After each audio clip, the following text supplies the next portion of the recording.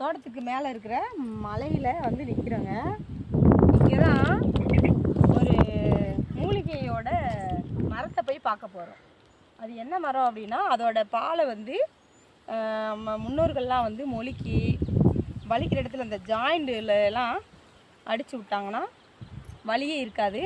வாங்க இப்போ போயிட்டு அந்த மரத்தை போய் பார்ப்போம்.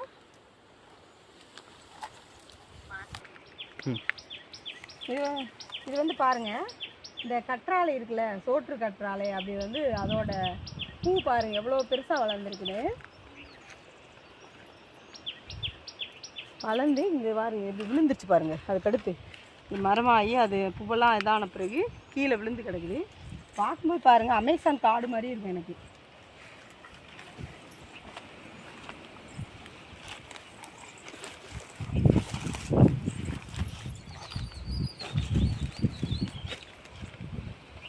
பாருங்க இது தொட்டன்னு வச்சுக்கோங்களேன், இது ரத்தமே வந்துடும். அந்த மாதிரி இது பெருசு பெருசாக இருக்குது பாருங்கள்.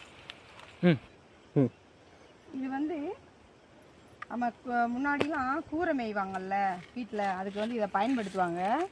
பாருங்கள் நார் மாதிரி வரும். இதை வந்து எடுத்துகிட்டு போயிட்டு அறுத்துட்டு போயிட்டு நம்ம இப்படி நார் நாராக எடுத்து கயிறு மாதிரி திரிச்சிக்கலாம். கொஞ்சம் லைட்டாக வாட வச்சு திரிச்சோம் வச்சுக்கோங்களேன், விறகு கட்டிக்கலாம். இந்த கூரை இதெல்லாம் மேய்வாங்க கிராமத்தில், அதுக்கு வந்து இதை கயிறு மாதிரி யூஸ் பண்ணுவாங்க. நல்லா சூப்பராக ஸ்ட்ராங்காக இருக்கும் பாருங்கள். ஆனால் அந்த முனியில் பார்த்தோம்னு வச்சுக்கோங்களேன், ஊசி மாதிரி இருக்கும். குத்துச்சுன்னா அதே ரத்தம் வந்துடும். அந்த புண்ணு ஆறுறதுக்கு ரொம்ப நாள் ஆகுங்க. அதனால் பார்த்து தான் இதை பண்ணணும். மண் அரிப்பை தடுக்கிறதுக்காக இந்த மாதிரி போட்டிருக்காங்க அந்த கற்றாழைகளை. பாருங்க இது வந்து நம்ம தோட்டத்தினுடைய பொலி வந்து இங்கே இருக்குதுங்க. நம்ம அப்படியே கொஞ்சம் கொஞ்சமாக உழவடிக்காமல் வச்சு வச்சு அங்கே வரைக்கும் போயிடுச்சு பாருங்கள். இது வந்து இந்த பாருங்கள், இது பேருவே இந்த மரம் தான் மூலிகை மரம். இதில் வந்து பழம் வந்து ரெட் கலரில் பழுக்கும்.